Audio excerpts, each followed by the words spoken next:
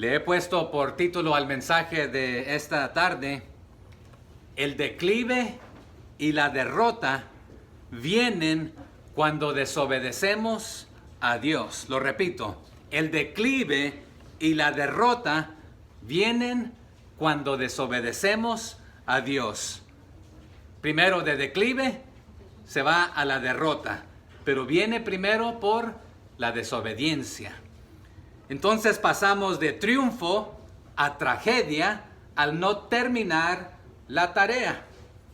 Lo repito, pasamos de triunfo, ahí está una T, a tragedia, esta otra T, al no terminar, ¿qué cosa? La tarea. Entonces vamos a pasar de declive y a la derrota cuando desobedecemos. Veremos que el declive y la derrota vienen cuando desobedecemos a Dios al no terminar la tarea. Y pasamos de triunfo a tragedia. Vamos a analizar al pueblo de Dios aquí en Jueces, que primero, imagínense un reloj conmigo. Al mediodía, a las 12, gozaban de las bendiciones de Dios. Pero a las 3 de la tarde, apostataban, caían en pecado. Pero a las 6 de la tarde, el Señor les permitía caer en opresión. Pero ahí clamaban y lloraban al Señor, oprimidos: Señor, sálvanos, rescátanos. Y el Señor mandaba un libertador, y a las 9 de la tarde los estaba libertando, para luego restaurarlos de regreso a las 12 del mediodía. Pero estos 3 meses veremos este mismo ciclo que irá así de mal en peor. Cuando usted y yo desobedecemos a Dios, también vienen el declive y la derrota. Y pasamos de gozar de las bendiciones del Señor a caer en el pecado y en la opresión. De ahí nosotros debemos clamarle al Señor, pedirle a Él que nos ayude, y Dios nos va a escuchar. No porque Él nos deba algo, o porque Él tenga que hacerlo, o esté obligado a hacer algo por nosotros, sino porque Él es fiel a su propia palabra, Él siendo un Dios fiel y justo para perdonar. Primera de Juan 1:9 nos dice que Él es fiel y justo. ¿Para qué, hermanos? Para perdonarnos, ¿y qué más? Y limpiarnos de toda maldad. Así que Dios restaura, pero ¿sabe qué hacemos usted y yo? Volvemos a repetir el ciclo. ¿Cuántos son como yo? ¿O nomás yo? El libro de Jueces es un relato crucial de la historia de Israel, donde se muestra un ciclo constante de obediencia y desobediencia, y vacilando de desobediencia a obediencia, de fidelidad a rebelión, de aquí para allá. ¿Cuántos tenemos hijos medios obedientes? Un rato obedientes y luego rebeldes. ¿Nomás yo? Ok.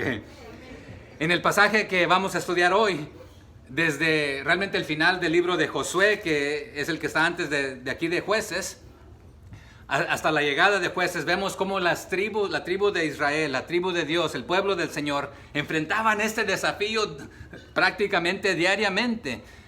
Pero tenían una tarea de tomar posesión de la tierra prometida, pero no podían lograrlo por completo debido a su obediencia incompleta. O sea que obediencia incompleta realmente es ¿qué? Desobediencia.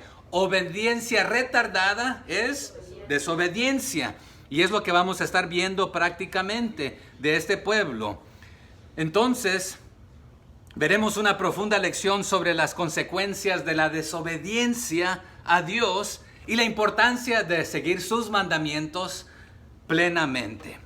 Aquí el tema principal de este pasaje es la lucha por tomar la tierra que Dios les había prometido, pero en medio de esta lucha se van a enfrentar a sus propios fracasos, a sus propias debilidades, a sus propios compromisos y acuerdos que van a tener con el pecado y la desobediencia. Así que Jueces 1 va a resaltar la transición de la conquista de Josué a la obediencia parcial, donde el éxito inicial de Israel, al buscar a Dios, que Judá va a dar el primer paso, va a dar paso a una victoria incompleta y comprometida. Así que mientras unas tribus van a poder asegurar el territorio que Dios le prometió, escuche esto, la mayoría no lo va a hacer. No logró expulsar completamente a los cananeos, que era una tarea, y van a dejar un legado de peligro espiritual y van a pasar de triunfo a la tragedia. Así que tras la muerte del líder principal de Israel, en este momento era Josué, la nación va a enfrentar una crisis de liderazgo y el pueblo va a buscar la dirección de Dios.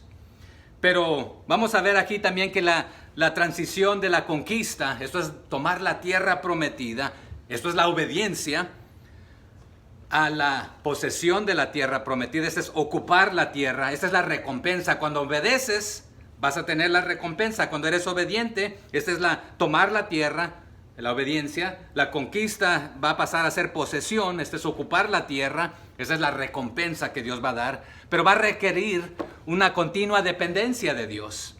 Y va a requerir sumisión a Dios y obediencia completa a su palabra. Hermanos, siempre es sabio reconocer que no podemos hacer nada de valor sin la ayuda de Dios. Aunque la búsqueda de la voluntad de Dios para los israelitas va a ser media válida, ya que Dios les había prometido la tierra, pero necesitaban la guía y la intervención de Dios en cada paso de la conquista. Pero aquí van a haber varios errores graves. Sería en este extremo un error grave no obedecer a Dios. ¿Por qué?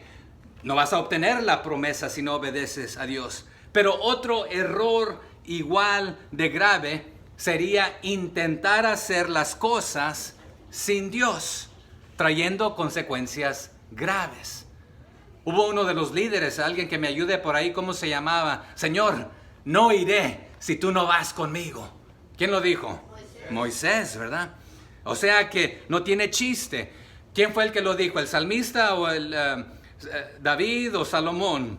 Que en vano guarda y vela la guardia si Jehová no edificare la casa. O sea que todo lo que tú puedas hacer en tus propias fuerzas no vale nada si no eres dirigido por Dios. Hay 3 maneras de hacer ministerio. La número 1 es que yo estoy al centro, yo soy el importante. Y le pedimos a Dios, Dios bendice lo que yo estoy haciendo, bendice mis planes, bendice mis ideas, bendice lo que yo quiero hacer. Les quiero decir que esa es una manera errónea de hacer ministerio. Hay otra manera errónea de hacer ministerio y es cuando ponemos al centro a la gente. En el primero usted está al centro en este ministerio. El otro ponemos a la gente en el centro. Y vamos, corremos para allá, hacemos aquello, hacemos esto, hacemos lo otro y somos dirigidos por la gente, las necesidades, las crisis, los problemas, las dificultades, y eso lo tomamos como nuestro ministerio. Recordemos que a Jesús lo vimos en el capítulo en el capítulo del 1 al 4 de Marcos, pero en el capítulo 1, después de que vino de la sinagoga, encontró a la suegra de Pedro enferma de fiebre, la sanó y ella se levantó y comenzó a servir, pero eso dio noticia a todo mundo y llegaron y se agolpó la gente que tenía necesidad de un milagro y sanó a muchos. Pero ¿se acuerdan después de que pasó la noche y después se levantó tempranito de madrugada? ¿Y quiénes lo buscaban?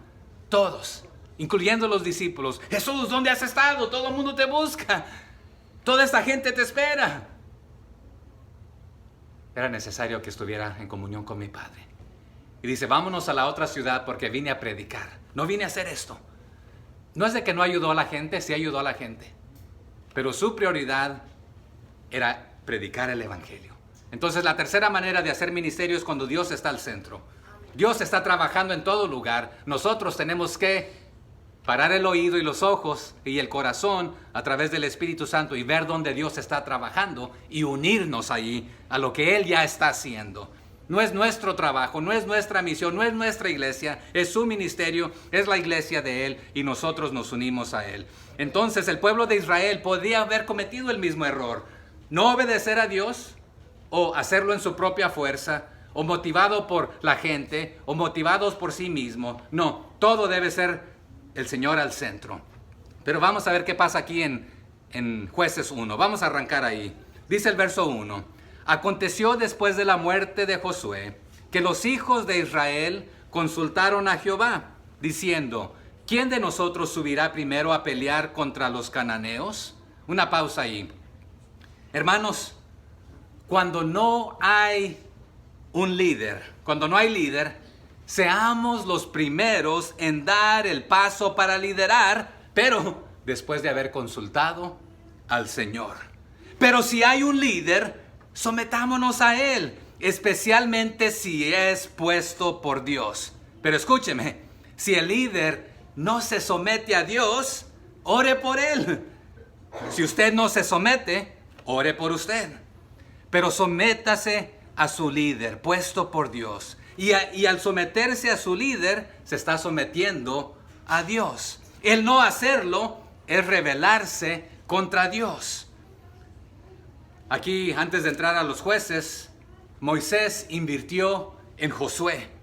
Pero ahora el pueblo se encuentra sin Moisés y sin Josué.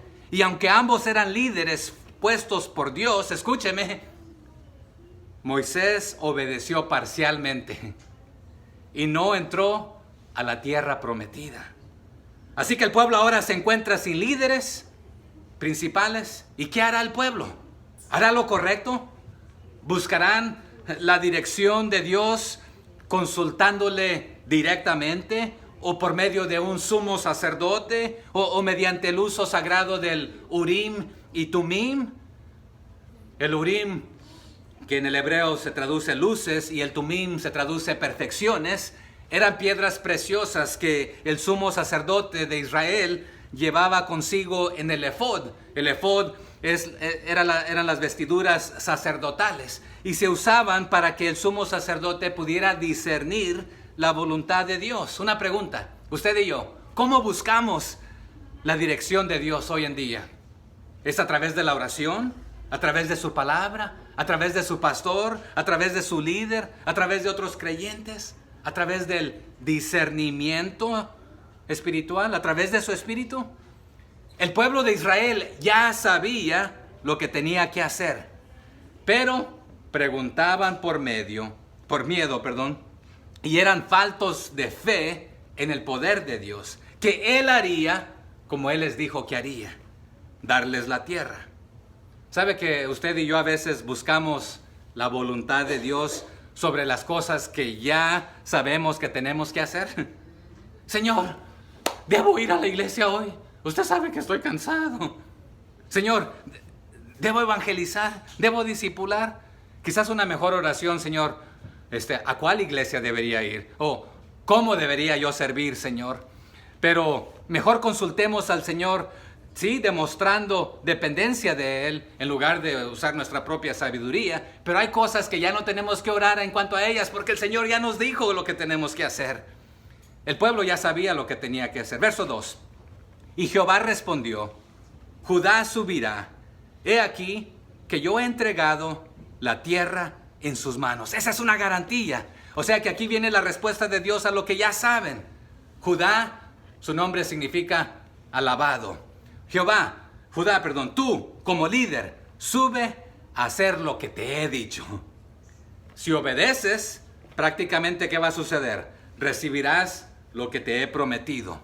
Aquí la respuesta de Jehová, hermanos, fue clara para Judá. Él dijo: Judá subirá. Dios ya había dado la victoria a Judá y a todo el pueblo. Pero lo que está haciendo Dios aquí está alineando a Judá con la profecía y diciendo que la alabanza, ese es su nombre, y la fe deben liderar el camino, revelando el favor de Dios sobre Judá y mostrando que tiene un plan específico para cada tribu. Pero no tenemos el tiempo para desglosar todas las veces que el Señor ganó victorias para ellos cuando ellos alababan y bendecían el nombre del Señor.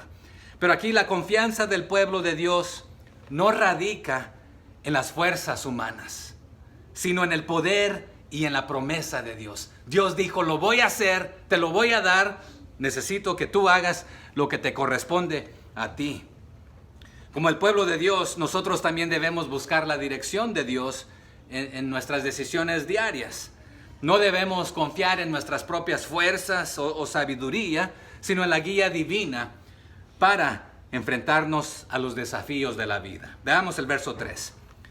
Y Judá dijo a Simeón su hermano: sube conmigo al territorio que se me ha adjudicado y peleemos contra el cananeo, y yo también iré contigo al tuyo. Y Simeón fue con él. Hay varias maneras de interpretar este versículo. Podemos interpretarlo así, que Judá no enfrentó la batalla solo. Aquí se asocia con su hermano Simeón contra los cananeos. Entonces la primera interpretación está aquí. Gracias, hermano. Esta acción de Judá y de Simeón puede mostrar un espíritu de unidad y solidaridad. Judá no solo es obediente, sino que busca el bien de su hermano Simeón. Se puede interpretar de esta manera. Y parece ser un excelente plan. Pero ya Dios había dicho y le dijo a Judá que él subiera. Pero pareciera Judá potencialmente tener miedo o falta de fe en Dios al invitar a la tribu de Simeón. Entonces la otra interpretación puede ser: duda Judá de que Dios le dará la tierra y la victoria a él y a Simeón. Y prefiere llevar ahí un respaldo por si Dios falla. O para asegurar la victoria, porque a lo mejor yo solo no puedo. O por si las moscas. Pero analicémoslos brevemente de los dos ángulos. Si la primera interpretación es correcta, entonces en nuestra vida cristiana, nosotros, usted y yo, estamos llamados a no luchar solos. Debemos apoyarnos unos en los otros en la fe, como Judá y Simeón, y ser instrumentos de ayuda para que otros puedan también avanzar en la batalla espiritual. Y un pasaje afín podría ser que si dos caminaren juntos, hemos leído esto, ¿verdad? Pero un cordón de 3 dobleces, si vamos ahí 2 y el Señor, puede entrar aquí. Pero si la segunda interpretación es la correcta, entonces podemos decir como Pablo a los romanos en Romanos 8:31. ¿Qué pues diremos a esto? Si Dios es por nosotros, ¿quién contra nosotros? O sea que Judá pudo haber dicho: Dios lo dijo, lo voy a hacer. No necesito la ayuda de nadie. Pero cual sea la interpretación aquí, Judá tendrá éxito porque obedeció y Dios es fiel a su palabra. Aquí en los siguientes versos de los 4 al 7, Judá, con la ayuda de Simeón, pero más importante, de Dios, obtiene una victoria importante sobre Adoni-Besec, un rey cananeo. La derrota de Adoni-Besec y su captura son significativas porque muestran cómo Dios hace justicia. Aquí vamos a ver que Adoni-Besec reconoce la justicia de Dios y él mismo va a declarar: como yo hice, así me ha pagado Dios, ahí en el verso 7 que vamos a llegar. Y va a ser una lección poderosa sobre la justicia divina. Pero leamos el 4. Y subió Judá, y Jehová, ¿qué hizo? Entregó en sus manos ¿a quién? Al cananeo y al fereceo, e hirieron de ellos en Besec a 10,000 hombres. Hermanos, la victoria vino no por el plan, no por la astucia de Judá y por la ayuda de Simeón, sino porque Dios es fiel a su palabra. Y aunque obedeció a su manera, Dios honrará la obediencia y la promesa a su propia palabra. No es Dios más algo más, sino solo Dios, hermanos. Si Dios dijo que Él daría, Él dará.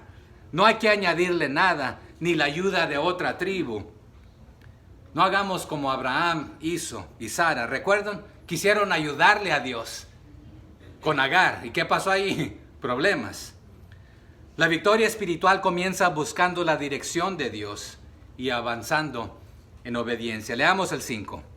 Y hallaron a Adoni-Besec en Besec y pelearon contra él y derrotaron al cananeo y al fereceo. El nombre Adoni-Besec, simplemente Adoni, es la misma raíz de Adonai, que significa Señor. El Señor de Besec, o sea que era el rey, el príncipe de este lugar, Besec, pero como él es el dueño, se llama así la ciudad. Me imagino que aquí el que fundó Conway era de apellido Conway, ¿verdad? Pero ¿a quién venció aquí? Al cananeo y fereceo, ambos habitantes de Canaán, pueblos completamente corruptos, corrompidos, descendientes de la línea de Cam, hijo de Noé. Veamos el 6. Mas Adonibesec huyó y le siguieron y le prendieron, o sea, lo agarraron, no con fuego, sino es atraparlo. Y le cortaron los pulgares de las manos y de los pies. Entonces, ¿qué sucede aquí? Adonibesec prácticamente sufrió lo que hizo sufrir a otros. Y su propia conciencia va a confesar la justicia recibida. Este era un príncipe que se convirtió luego en rey y había sido un tirano severo. Pero el Dios justo, hermanos, suele hacer o permitir que el castigo corresponda al pecado. Verso 7. Entonces dijo Adonibesec: 70 reyes, cortados los pulgares de sus manos y de sus pies, recogían las migajas debajo de mi mesa. Como yo hice, así me ha pagado Dios. Y le llevaron a Jerusalén, donde murió. Así que Adonibesec prácticamente infligió mutilaciones brutales a 70 reyes. ¿Qué hacía? Les cortaba los dedos pulgares. No solamente era tortura, pero para que quedaran como mendigos. Pero más allá, era algo más importante. Era una estrategia militar. Cuando usted no tiene su dedo pulgar, no puede agarrar cosas fácilmente. Hermano, esta yo no podría agarrar. Gracias por el agua, pero entonces quizás... Pero la agarré con este dedo, ¿verdad? Quizás así se podría, pero no ¿cómo la voy a destapar? Tenían que mendigar ellos. Entonces, pero era más importante que esto. No podían tomar espadas ya. Ya no podían pelear. Ya no podían ir a la guerra. Pero este rey, Adonibesec, Dios es el juez supremo y justo. Y toda acción, hermanos, tiene consecuencia. Si la acción es positiva, tiene consecuencia positiva. Si la acción es negativa, tiene consecuencia negativa. El trato que damos a otros, hermanos, tarde o temprano, será el trato que recibiremos. Por ahí debería haber un pasaje, si no en los evangelios, por ejemplo, Mateo 7:2. Si estuviera en la Biblia, a lo mejor diría algo así: porque con el juicio con que juzgáis, seréis juzgado, y con la medida que medís, os será medido, ¿verdad? Pero aquí está un detalle muy importante, hermanos. Su pecado y mi pecado merecía la muerte. Pero ¿qué hizo Jesús, hermanos? En lugar de darnos nuestro merecido, Él lo llevó por nosotros. Y esa es misericordia, esa es gracia que Él nos extiende, ¿verdad? Aquí en la siguiente porción del 8 al 15, vamos a ver que al inicio va a haber éxito. Van a tomar a Jerusalén inicialmente, luego va a haber problemas, porque va a haber obediencia incompleta. Las tribus van a comenzar a permitir que los cananeos permanezcan entre ellos, y no solamente les va a permitir que permanezcan entre ellos, van a comenzar ahí a abrazarse, a besarse, a enamorarse de ellos y de sus ídolos, pero lamentablemente no van a expulsarlos, los van a tratar ahí como uno de ellos y van a comenzar a hacer las cosas que ellos estaban haciendo. Entonces no solamente hay obediencia incompleta, sino que también va a haber desobediencia descarada, haciendo todo lo contrario de lo que el Señor les pidió hacer. Ellos entrando en relaciones íntimas con las naciones paganas y corrompiéndose como ellos. Así que el fracaso de eliminar estas amenazas proviene de una falta de confianza en Dios. Es que no creo que Dios nos pueda ayudar en esto, y lo veremos. Y veremos el creciente fracaso de desalojar a los enemigos. Por ejemplo, vamos a ver que Benjamín, Manasés, Efraín no lo van a hacer. Y esto va a culminar en debilitarlos y van a deteriorarse. O sea que la desobediencia, dije, los va a llevar al declive, lo cual los va a llevar a la derrota. Y será una espiral descendiente. La obediencia a medias, hermanos, ya aclaramos, es desobediencia. Pero ¿qué hace? Prepara el terreno para una futura corrupción. Hablábamos en Marcos que un buen terreno está listo para que brote el buen fruto, pero también hay buena calidad ahí para que brote lo malo. Lo bruto iba a decir, ¿no? Para que salga lo malo. Pero así es también en nuestras vidas. Quizás ahí Satanás nos da la oportunidad que puede comenzar con faltar a algo. No estoy diciendo que con faltar un domingo a la iglesia usted ya pierde su salvación. No, no predicamos esto aquí. Pero puede iniciar con faltar. Puede iniciar con no leer la Biblia. Con no estudiarla. Con no pasar tiempo con el Señor. Con no permanecer conectados a la vid. Porque Él es la vid y nosotros los pámpanos. Pero separados de Él, nada que valga la pena podamos hacer. Pero continuemos aquí en el verso 8. Y combatieron los hijos de Judá a Jerusalén y la tomaron. Vamos bien. Y pasaron a sus habitantes a filo de espada y pusieron fuego a la ciudad. Aquí la conquista de Jerusalén muestra la obediencia de Judá. Aunque esta ciudad será un lugar de lucha constante en la historia de Israel por la falta de obediencia completa. La conquista es acompañada por la destrucción de los habitantes a filo de espada y la quema de la ciudad.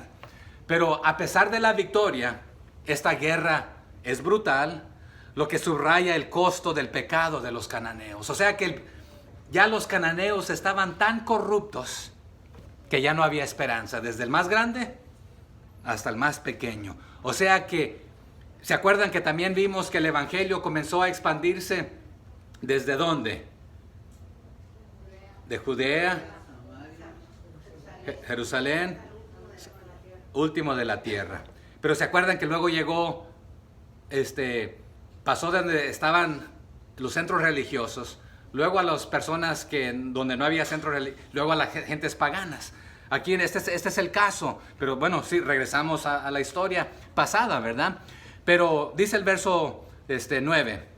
Después los hijos de Judá descendieron para pelear contra el cananeo que habitaba en las montañas, en el Negev y en los llanos. Nuevamente, hasta el momento vamos bien. En las montañas y en lo alto al sur se traduce. Y Negev significa en el hebreo tierra sureña, simplemente. Verso 10. Y marchó Judá contra el cananeo que habitaba en Hebrón, la cual se llamaba antes Kiriat Arba, e hirieron a Sesai, a Imán y a Talmai. Aquí Hebrón significa en el hebreo asociación o una liga, una ciudad en el sur de Judá. Y Hebrón era una ciudad significativa debido a su asociación con los patriarcas. También aquí es tomada por Judá. Pero Kiriat Arba simplemente se traduce ciudad de los cuatro. Pero aquí nos da tres nombres al final. Sesai, Aimán, Talmai. Estos son tres hijos de Anak. En el hebreo, Anak, que de ahí usa la misma raíz en inglés para neck, cuello. Anak, neck, suenan similar, usan la misma raíz, pero eran unos gigantes de cuello grueso, pero no nomás los cuellos, hermanos, sino que grandes. Los descendientes de Anak, esto nos va a sonar más tarde con un jovencito también, ¿verdad? Pero estos son los gigantes de Hebrón. ¿Ok? Verso 11, ¿ahí es donde estamos? De allí fue a los que habitaban en Debir, que antes se llamaba Kiriat Sefer. Y Debir es un nombre de un rey amorreo, pero también es un nombre de un lugar en Palestina. Y Debir también en el hebreo significa o se traduce el cuarto de atrás, el cuarto más íntimo, o del tabernáculo, del santuario, del templo. En otras palabras, también se puede traducir lugar santísimo. El cuarto del trono de Jehová se puede traducir, o lugar sagrado donde Dios habla. Pero Kiriat Sefer también se puede traducir ciudad de escritura o ciudad en Judá simplemente. Ok, verso 12. Y dijo Caleb, el que atacare a Kiriat Sefer y la tomare, yo le daré a mi hija Axa por mujer. Esta es una promesa usual en estos tiempos. El valiente que cumpliera con éxito esta tarea, su pago o su premio, o dicho de otra manera, su trofeo, era que no tenía que pagar un dote por la doncella. Cualquier matrimonio tenías que dar una vaca, 12 vacas, un cordero, algo. Era el costo que el padre pusiera. Hoy, aquí en esta cultura, no me gusta porque tengo 3 hijas. Aquí en esta cultura el padre de la hija es el que tiene que pagar la boda. Pero en estas culturas el novio tenía que dar vacas o bueyes o algo, lo que el padre de la muchacha pidiera. Pero en este caso, Caleb, el líder, no es el líder prominente en este momento, pero él está diciendo, el pago, el premio, el trofeo, va a ser mi hija, al hombre valiente, al líder que lidere en esta tarea. Y note lo que sucede en el 13. Y la tomó Otoniel, hijo de Cenas, hermano menor de Caleb, y él le dio a su hija Axa por mujer. Pero hablemos primero de Caleb. ¿Quién fue Caleb? Había sido uno de los 12 espías, ¿junto con quién? Con Josué, el líder principal que acaba de morir. Y cuando el líder principal murió, la gente se había acostumbrado a ir a Josué, el líder principal. Y en este momento no han considerado realmente a Caleb como un líder, pero él está liderando. Y aquí él dijo, yo voy a obedecer, pero como que tiene un poquito de miedo también. Fue uno de los valientes anteriormente, pero busco a otro más valiente que yo. Y al que lo haga, aquí está su recompensa. No tiene que pagar nada por mi hija porque yo voy a recibir lo que él ganó como recompensa, entonces puede tomar a mi hija. Pero ¿quién es Otoniel? Bueno, se le considera como un héroe en Israel, pero también un líder.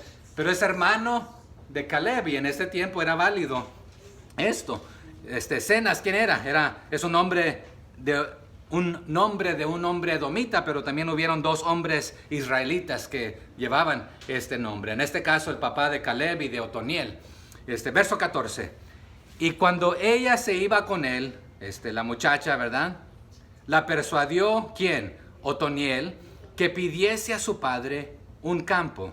Y ella se bajó del asno y Caleb le dijo, ¿qué tienes? En otras palabras, ya estaban por consumar su matrimonio. Ya Otoniel ya conquistó la ciudad.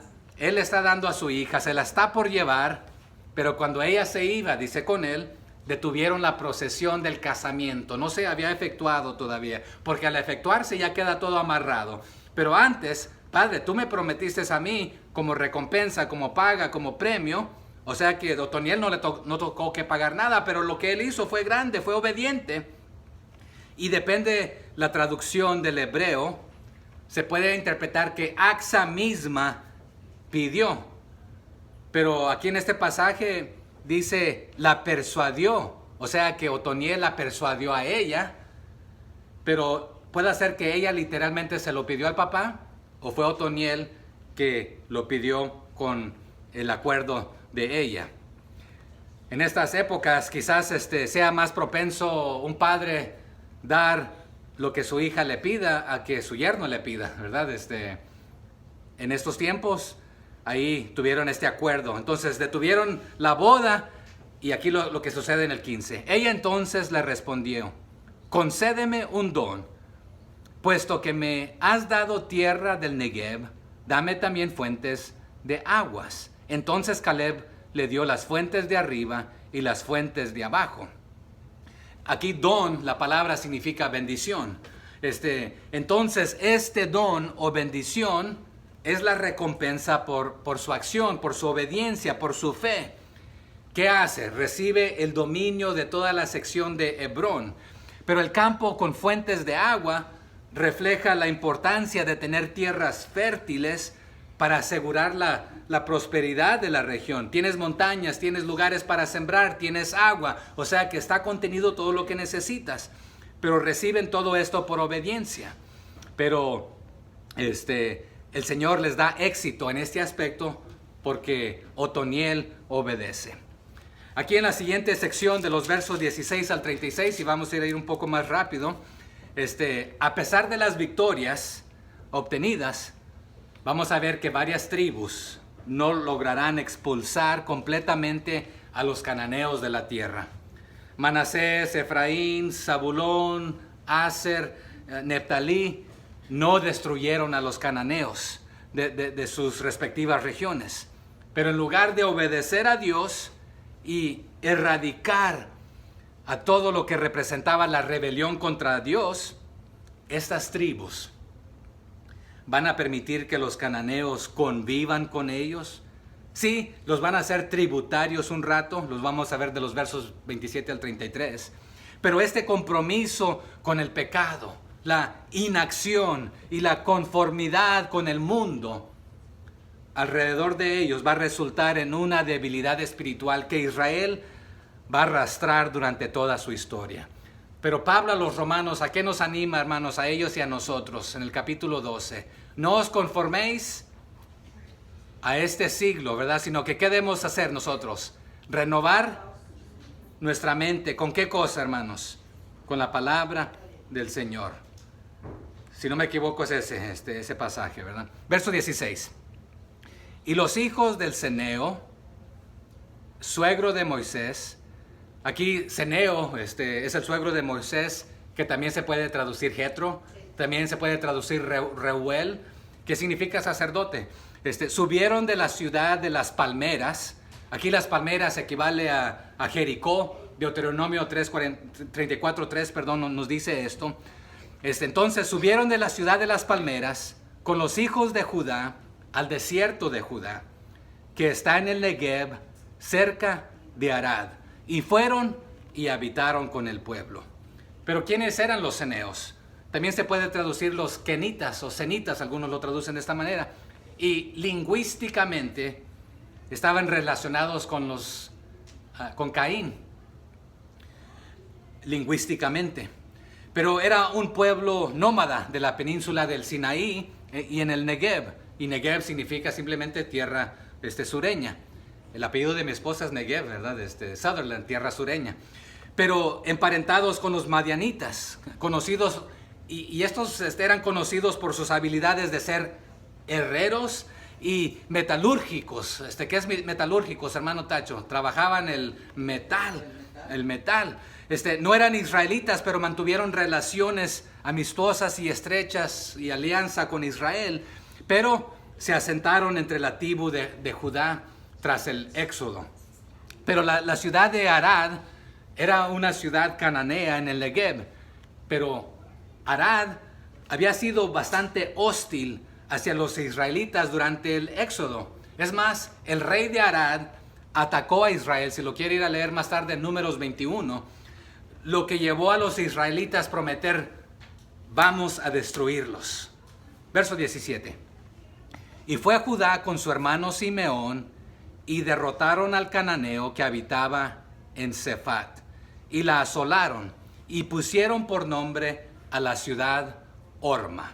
En otras palabras, la conquistaron y la renombraron toda la zona como Horma, también se puede traducir. O sea que esta ciudad ahora arqueológicamente se destaca por su fortaleza y tiene un antiguo templo israelita. Verso 18. Tomó también Judá a Gaza con su territorio, Ascalón con su territorio y Ecrón con su territorio. Escucharon 3 ciudades con sus territorios: Gaza, Ascalón y Ecrón. Estas ciudades y territorios son ciudades y territorios filisteos. Hoy en día, palestinos, enemigos de Dios. Y yo he estado por estas zonas y estas zonas todavía existen. Verso 19.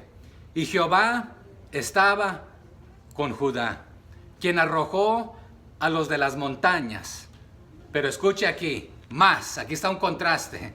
Más no pudo arrojar a los que habitaban en los llanos. ¿Por qué?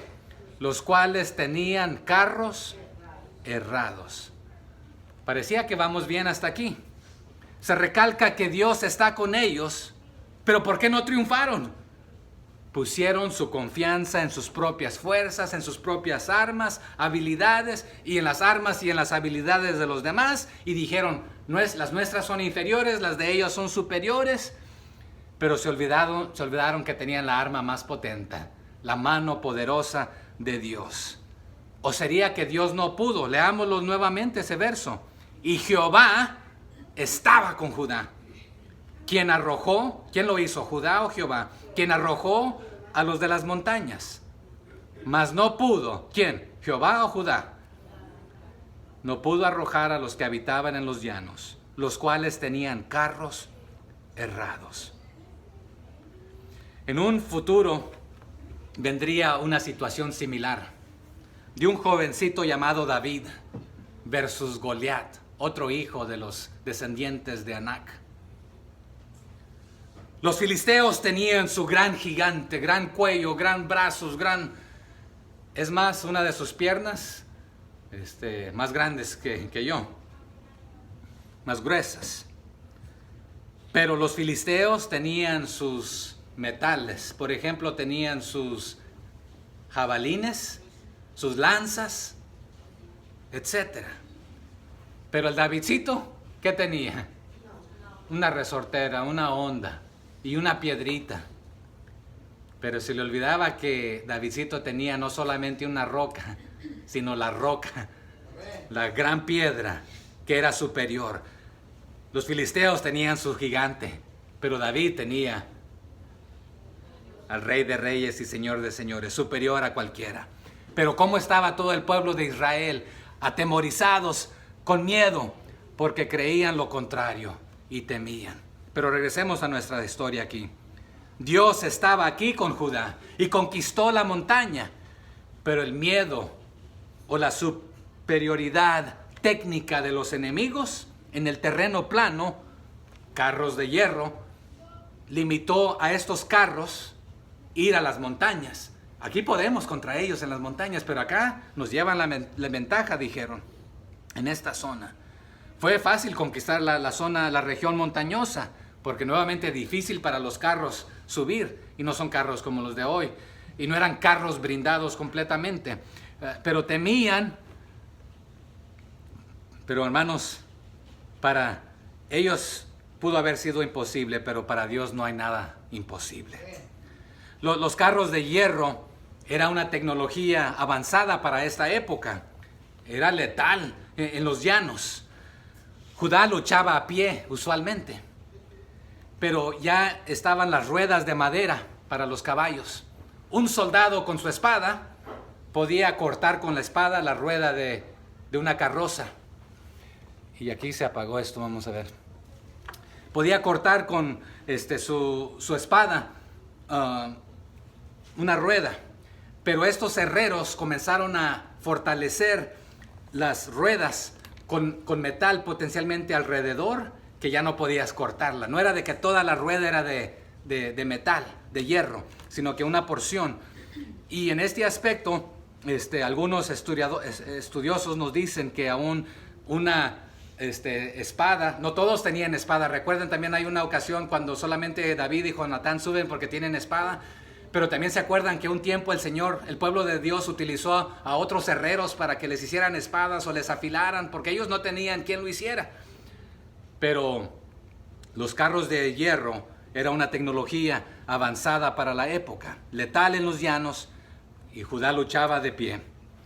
Pero aquí hay varios factores, espirituales como físicos. Judá perdió la fe y se atemorizó ante la superioridad física de los enemigos en el valle, limitándose y limitando la intervención divina por su propia falta de confianza, a pesar de que Jehová había dicho que estaba con ellos y a pesar de que Él les había prometido la tierra prometida. Pero leamos el 20. Y dieron Hebrón a Caleb, como Moisés había dicho, y él arrojó de allí a los 3 hijos de Anac. Hasta aquí otra vez reciben lo prometido al arrojar a los gigantes filisteos, a los hijos de Anac. Aparentemente no le temían a los gigantes en este momento, pero después van a estar aterrorizados de ellos. Verso 21. Mas el jebuseo que habitaba en Jerusalén no lo arrojaron los hijos de Benjamín. Y el jebuseo habitó con los hijos de Benjamín en Jerusalén hasta hoy. Continuemos, 22. También la casa de José subió contra Betel, y Jehová estaba con ellos. Y la casa de José puso espías en Betel, ciudad que antes se llamaba Luz. Y los que espiaban vieron a un hombre que salía de la ciudad, y le dijeron: muéstranos ahora la entrada de la ciudad, y haremos contigo misericordia. Aquí ya vamos mal. Y él les mostró la entrada a la ciudad, y la hirieron a filo de espada. Pero dejaron ir a aquel hombre con toda su familia. 26. Y se fue el hombre a la tierra de los heteos, y edificó una ciudad a la cual llamó Luz. Y este es su nombre hasta hoy. Verso 27. Tampoco Manasés arrojó a los de Betseán, ni a los de sus aldeas, ni a los de Taanac y a sus aldeas, ni a los de Dor y sus aldeas, ni a los habitantes de Ibleam y sus aldeas, ni a los que habitan en Megiddo y en sus aldeas. Y el cananeo persistía en habitar en aquella tierra. Pero escuche aquí el verso 28. Pero cuando Israel se sintió fuerte, hizo al cananeo tributario, mas no lo arrojó. En otras palabras, en su propia opinión, en su propia fuerza, se sintió fuerte. Estaba primero desobediente. Ahora dice: creo que somos más que ellos y quizás les vamos a poder, por lo menos los vamos a oprimir. Hermanos, nuevamente, todo lo que usted haga, todo lo que yo pueda hacer en mi propia fuerza, siempre va a ser inferior a lo que Dios te pide hacer. Mejor hagamos lo que Dios nos pide hacer. En el 29.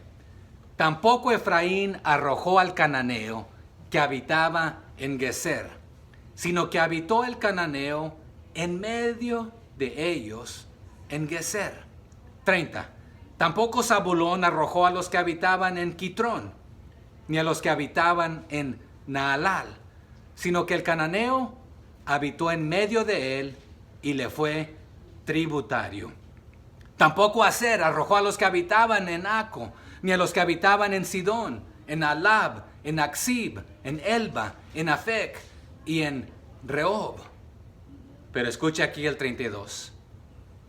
Y moró Aser entre los cananeos que habitaban en la tierra, pues no los arrojó. Tampoco Neftalí arrojó a los que habitaban en Bet-Semes, ni a los que habitaban en Bet-Anat, sino que moró entre los cananeos que habitaban en la tierra, mas le fueron tributarios los moradores de Bet-Semes y los moradores de Bet-Anat. Los amorreos acosaron a los hijos de Dan hasta el monte y no los dejaron descender a los llanos. Hay una pausa. No solamente no obedecieron, ahora están siendo acosados por aquellos que ellos deberían haber sacado completamente y eliminado. Y ahora aquellos pueblos los están limitando a ellos y no son libres de gozar de las bendiciones y de lo que Dios les había prometido. Verso 35. Y el amorreo persistió en habitar en el monte de Eres, en Ajalón y en Saalbim, pero cuando la casa de José cobró fuerzas, lo hizo tributario. Aquí el amorreo son los habitantes cananeos de las montañas. Y nuevamente lo están haciendo aquí en sus propias fuerzas. Verso 36. Y el límite del amorreo fue desde la subida de Acrabim, desde Sela hacia arriba. Entonces lo leí corrido, pero por falta de tiempo ahí les puedo dar simplemente unos puntos adicionales. Aunque estas tribus lograron cierta paz temporal en sus propias fuerzas, al hacer que los cananeos, sometiéndolos a que simplemente fueran tributarios. ¿Qué era un tributario? Que le pagara una cuota simplemente. Estos pueblos, estas tribus, nunca alcanzaron la victoria completa que Dios había prometido. Así que las concesiones que hacemos, hermanos, al pecado y el compromiso con lo que es contrario a Dios, tienen repercusiones dolorosas a largo plazo. Hoy se siguen pagando estas consecuencias y no tenemos el tiempo para entrar en esto. Pero usted y yo hoy también seguimos peleando batallas en nuestras vidas con la presencia del Señor. No sé cómo le hace a alguien para aquí en esta vida sin la ayuda del Señor. Pero usted y yo también tenemos promesas del Señor que por poseer. Al igual que Judá, debemos poseer activamente la vida espiritual que Dios nos ha dado. No debemos permitir que dejar que el mundo cananeo, en otras palabras, el pecado y el compromiso con el pecado en nuestras vidas, que eventualmente nos corrompan y corrompan nuestra fe. Sigamos los ejemplos de los obedientes, no los ejemplos de los parcialmente obedientes, ni los ejemplos de los desobedientes. Aprendamos de los ejemplos de aquí del libro de Jueces capítulo 1, lo que debemos evitar y lo que debemos imitar. Pero nuestro éxito espiritual depende de una obediencia constante y total. Cuando no luchamos la buena batalla de la fe, damos lugar a que el enemigo actúe y transforme una tierra de promesas en una tierra de destrucción. Y termino con estos 5 versículos simplemente del capítulo 2 y después ahí levantaremos la próxima semana. De los versos 1 al 3, el ángel de Jehová se aparece en Boquim y ahí el ángel de Jehová le recuerda al pueblo que Dios los sacó de Egipto y les dio la tierra prometida. Sin embargo, también les va a reprochar su desobediencia al no destruir los altares de los pueblos cananeos como Él les había ordenado. La consecuencia, hermanos, de esta desobediencia es clara. Dios no va a expulsar a los cananeos y ellos van a ser una fuente de aflicción continua para con Israel. Leamos esos versos, el 1 primero. El ángel de Jehová subió de Gilgal a Boquim y dijo, aquí está lo que les recuerda: yo os saqué de Egipto y yo os introduje en la tierra de la cual había jurado a vuestros padres.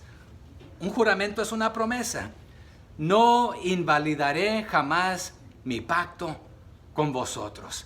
Así que aquí vemos al Señor mismo hablándoles y recordándoles lo que Él hizo, lo que Él prometió, y diciéndoles que sus promesas y que su fidelidad de antaño siguen en pie para el presente y para el futuro. O sea que Él no rompe promesas.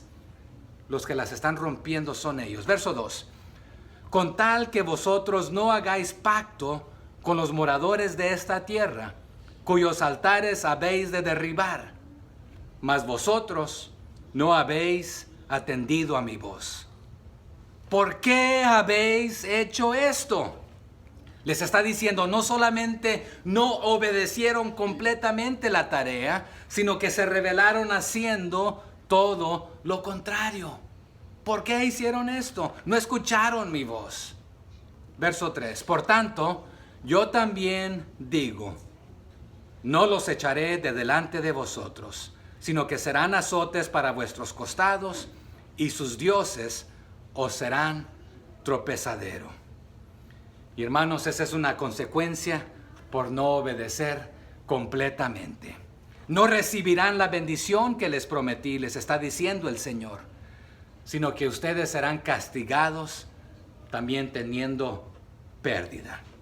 Y aquí los últimos 2 versos, del 4 al 5, antes de la amonestación, el pueblo se arrepiente y llora. Llaman a ese lugar Boquim, porque van a llorar a boca abierta. Realmente significa lágrimas esta palabra. Este momento es un recordatorio de que el arrepentimiento debe ser genuino y debe llevarnos a la obediencia continua, no solo a una emoción momentánea. Leamos el 4. Cuando el ángel de Jehová habló estas palabras a todos los hijos de Israel, el pueblo alzó su voz y lloró. Llorar, hermanos, es parte del quebranto y dolor. Puede ser por amargura o puede ser por un corazón roto y contrito, quebrantado. Verso 5. Y llamaron el nombre de aquel lugar Boquim, y ofrecieron ahí sacrificios a Jehová. El arrepentimiento no debe ser superficial. Dios no busca simplemente lágrimas o solo lágrimas, sino una transformación de vida, un compromiso firme de obedecer sus mandamientos y no repetir los mismos errores. El arrepentimiento conlleva el detenerse de hacer el mal en desobediencia y darse la vuelta para hacer el bien. Así que el pasaje de Jueces del capítulo 1, verso 1 hasta el capítulo 2, verso 5, nos muestra la grandeza de las victorias que Israel pudo obtener cuando obedeció a Dios. Pero también nos revela los peligros de la desobediencia y la complacencia con el pecado y el mundo. Mientras algunos, como Judá, lucharemos con valentía y buscaremos la ayuda de nuestros hermanos, otras tribus, otros hermanos, fallarán al no erradicar completamente a los cananeos en su vida. O sea, lo mundano, los vicios, lo que nos arrastra. Dios no nos llama a un compromiso simplemente total con Él, a conformarnos a medias. Y cuando los domingos solamente a compromiso y el resto de la semana hay a medias. Sino a buscar siempre su dirección, obedecerle de corazón y ser firmes en nuestra fe. Que este pasaje sea una advertencia de las consecuencias de comprometer nuestra fe y una motivación para vivir una vida de obediencia genuina a Dios día tras día. Si desobedecemos, pasaremos al declive y luego a la derrota. Pasaremos del triunfo a la tragedia al no terminar la tarea. Pidámosle a Dios y que nos perdone al Señor por las veces que hemos comprometido nuestra fe y que no hemos seguido su dirección. Que nos ayude a ser obedientes, a confiar en su justicia y a vivir de acuerdo a sus mandamientos, cumpliéndolos completamente. Que nos dé las fuerzas para luchar las batallas espirituales y para vencer en su nombre. Aunque vengan gigantes y tengan armas más potentes, realmente no hay arma más potente que la palabra del Señor, su Espíritu y Él mismo. Padre, gracias por Camino de Vida. Gracias por cada persona aquí presente. Señor, ayúdenos a vivir de una manera que le honra y le glorifica a usted. Ayúdenos a depender de usted en todo, en cada momento. Venga lo que venga. Satanás utilizará armas de tinieblas y toda clase de ataque y acechanza. Pero Señor, también tenemos nosotros la armadura de Dios con la cual nos podemos vestir para pelear contra estos ataques del enemigo. Sabemos que Satanás, como león rugiente, puede venir a querer devorarnos. Pero gracias porque tenemos al Rey de Reyes y Señor de Señores de nuestro lado. Mejor dicho, nosotros estamos del lado de Él y sabemos quién gana, quién vence al final. Denos las fuerzas para salir y pelear, no contra la gente, sino contra las huestes de maldad, a destruir altares, no necesariamente físicamente, sino con su palabra, para que conozcan la verdad y al único verdadero Dios.